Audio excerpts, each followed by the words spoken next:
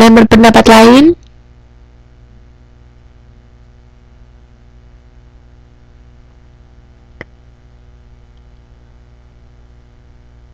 B.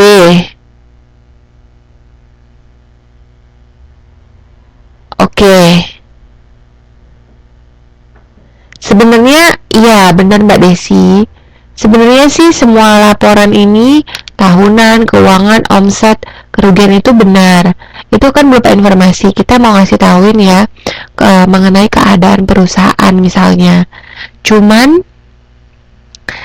jarang banget ada yang mau ngelapor soal masalah kerugian. Itu jarang. Biasanya benar-benar Mas Rian sudah dirangkum dalam bentuk laporan tahunan atau laporan keuangan gitu. Tapi ini semua benar ya. Benar ya. Jadi A, B, C, D itu sebenarnya benar. Laporan kerugian sebenarnya ada Mbak Siti. Karena gini, misalnya diadakan satu project gitu ya. Dalam project itu ada kerugian. Ada khusus misalnya di mana atasannya itu memang mau tahu aja kerugiannya berapa ya didapat gitu. Misalnya telah merugi sekian banyak. Itu pun disebut juga namanya laporan kerugian. Karena tapi sebenarnya itu semua terangkum ke dalam laporan keuangan. Tapi kalau hanya dalam satu project aja, kita nggak sebutnya sebagai laporan keuangan gitu. Karena kalau laporan keuangan tuh sifatnya seperti rutin, kayak laporan keuangan tahunan, bulanan. Tapi kalau misalnya hanya satu project aja, biasanya laporan kerugian atau laporan keuntungan gitu ya. Jelas ya? Oke, terus nomor 3. Laporan formal menekankan objektivitas dengan organisasi pelaporan yang terstruktur secara ketat dan memuat. Kira-kira yang benar yang mana nih? Nomor 3. Jadi jawabannya kalau nomor yang 2 itu A, B, C, D benar. Semuanya benar ya Mas Rian ya.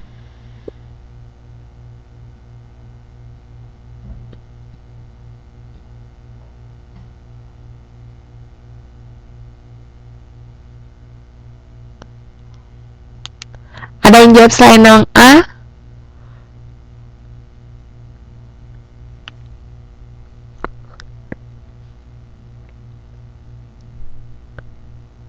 Ada jawab lain selain yang A?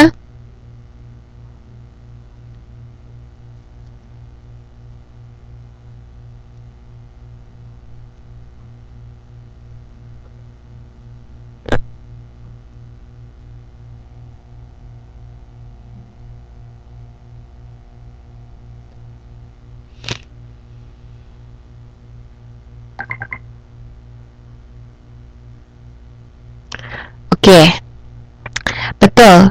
Karena memang laporan formal, namanya juga formal ya kan, harus disesuaikan dengan apa? Opini. Kalau formal tuh ya nggak opini, bener nggak? Karena kalau opini itu kan pendapat. Pendapat itu kan artinya berarti beda orang, beda pendapat. Nggak bisa. Kalau kita menekankan pada objektivitas, apalagi soal masalah organisasi, kita tidak bisa pakai opini di sini. Jadi yang D itu otomatis pakai salah ya. Dan harus disesuaikan dengan apa? Dengan berdasarkan angka dan data dan fakta. Jadi yang benar tuh yang A ya. Oke, kemudian yang nomor 5. Yuk lihat nomor 5. Organisasi karangan laporan umumnya terdiri dari, kira-kira nomor 5 yang benar yang mana? Lihat halaman 7.11. 7.11 teman-teman lihat tuh ya. Organisasi laporan itu ada bagian pendahuluan, ada bagian isi, ada bagian penutup, ada bagian lampiran. Jadi sebenarnya yang benar itu adalah keempatnya itu. Ada isi, ada laporan, ada lampiran, ada bagian pendahuluan. Jadi kalau di soal cuman jawabnya isi dan rangkuman saja, itu salah. Yang benar itu apa kira-kira? A dan B. Pendahuluan, isi dan rangkuman. Cuma jawabannya nggak ada ya. Nggak juga Mas Rian, karena tidak catatan. Kita nggak buat catatan sebenarnya. Intinya cuma pendahuluan, isi, rangkuman, kemudian apa tuh tadi? Penutup dan lampiran ya. Jadi A dan B saja. Jelas ya? Oke, kita lanjut ya. 7.38. Yuk, 7.8 nomor 5. Untuk meningkatkan kredibilitas organisasi, pengirim proposal sebaiknya dilampirkan kira-kira yang benar yang mana nih? Nomor 5.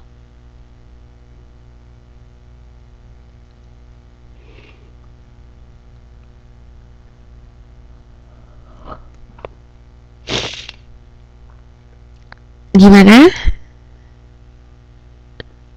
Kalau Mbak Siti B, kalau Mbak Mas Rian D.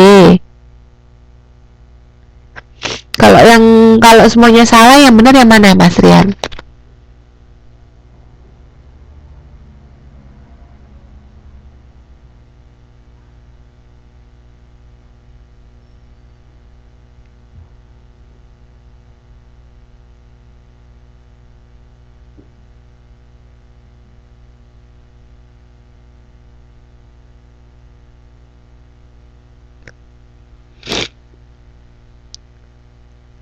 Saya ke semuanya benar. Oh, jadi semuanya benar harusnya gitu ya. Oke, saya jelasin kali ya. eh Kalau kredibilitas, sebuah organisasi yang kredibel, yang bisa dipercaya, yang kualitasnya bagus, ya, itu memang perlu adanya rekomendasi dari berbagai pihak. Paling bagus sih dari pemerintah. Kenapa? Karena memang kalau udah judulnya pemerintah, berarti dipercaya banget dong. Ya nggak, sampai pemerintah saja memberikan rekomendasi. Tapi bukan berarti rekomendasi customer juga ini ya tidak diperhitungkan. Kalau customernya juga adalah perusahaan besar, sangat disarankan untuk melampirkan rekomendasi dari customer gitu. Misalnya, contohnya kayak mau mengadakan satu project gitu kan. Projectnya itu misalnya contohnya, apa ya di sini ya? Perusahaan kita telah bekerja sama dengan misalnya perusahaan yang lain. Misal contohnya apa ya? Oke, saya lagi cari contoh yang enak bagus nih. Oke, contohnya adalah Indomie. Indomie bekerja sama dengan Bogasari misalnya. Kenapa Bogasari? Oh, bisa juga pengiriman uang bekerja sama dengan BNI. Bisa. Ya, jadi wah, kalau misalnya apa namanya, jasa pengiriman uangnya saja sudah bisa bekerja sama dengan BNI, berarti ketika misalnya jasa pengiriman uang ini bekerja sama dengan perusahaan lain, bisa dong, bisa dia melampirkan surat keterangan bahwa oh, rekan kerja bisnisnya saja sudah BNI nih gitu kan. Nah, jadi customer pun sebenarnya apa namanya, rekomendasi customer pun sebenarnya patut diperhitungkan di sini. Juga rekomendasi pemerintah pun patut diperhitungkan. Nah, kalau popularitas itu beda cerita. Jadi kalau memang misalnya kalau popularitas itu dalam bentuk piagam-piagam yang diraih oleh perusahaan, atau misalnya bentuk-bentuk tertulis yang telah diraih oleh perusahaan, itu boleh saja dilampirkan, nggak masalah, boleh. Ya, jadi sebenarnya harusnya sih semua jawaban di atas itu apa namanya, benar, bukan semua jawaban di atas itu salah. Ya, jelas ya. Di sini ada yang mau ditanyakan?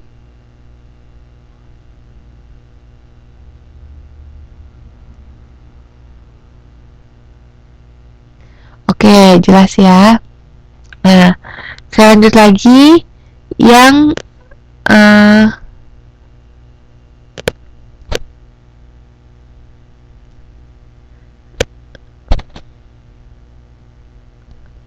uh, 7.28 ya.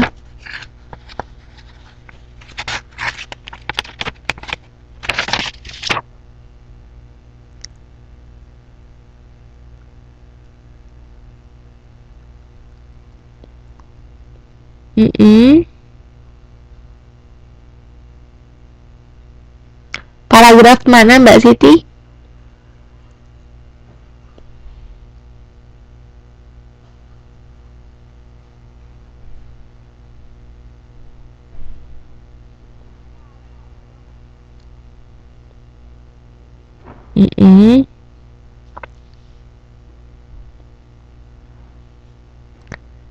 Iya betul Mbak Siti. Kan contohnya itu tadi di situ appendix dapat berupa kuesioner, peta, surat rekomendasi, dan surat izin usaha. Benar nggak? Surat rekomendasi itu, iya, cuma rekomendasi saja. Betul, rekomendasi kan bisa dari berbagai pihak ya Mbak Siti ya. Nggak selalu dari pemerintah aja. Ya. Oke, saya lanjut ke halaman 8.25 ya. Yuk teman-teman buka 8.25. Oke, di situ nomor 1. Ada 2 prinsip yang harus diperhatikan ketika menulis surat. Kira-kira apa nih? Nomor 1 kira-kira yang benar apa?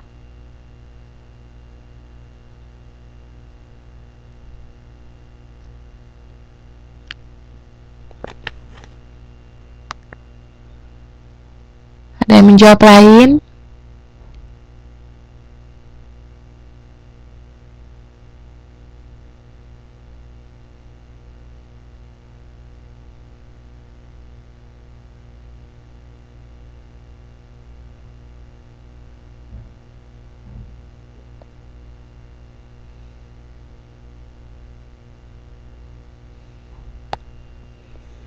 Itu maksudnya surat apa?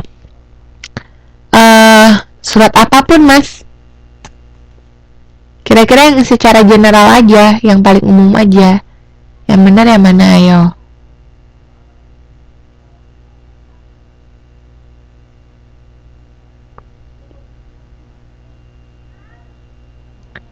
Yang benar yang A. Ada yang menjawab lain yang C. Apa lagi? Kenapa nih? Masing-masing beda-beda jawabannya. Ada yang jawab A, ada yang jawab C.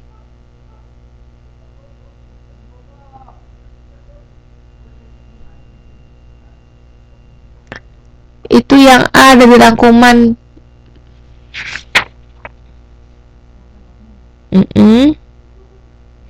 Oke.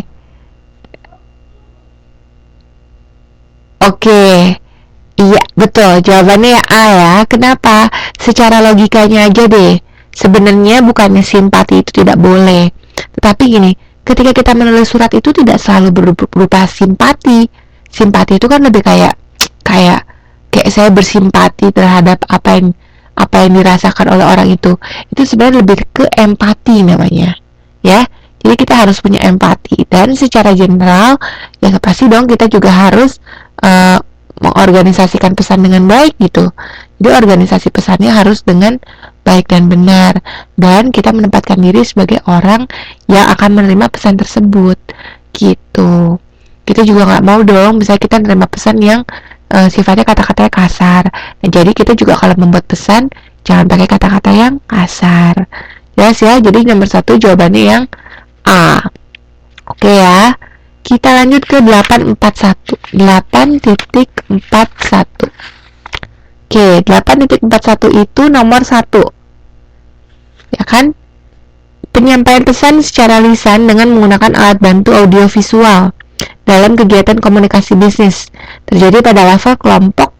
Pada level komunikasi kira-kira apa nih? Kalau audiovisual.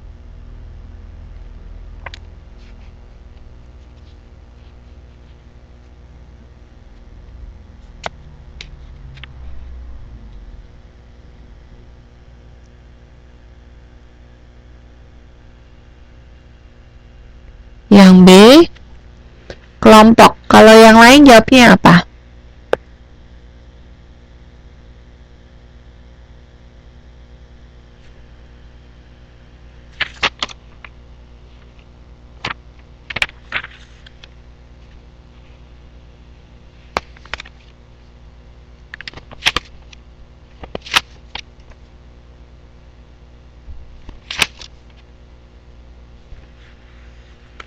Ada yang jawab yang lain selain yang B? Kira-kira audiovisual tuh apakah untuk kelompok saja?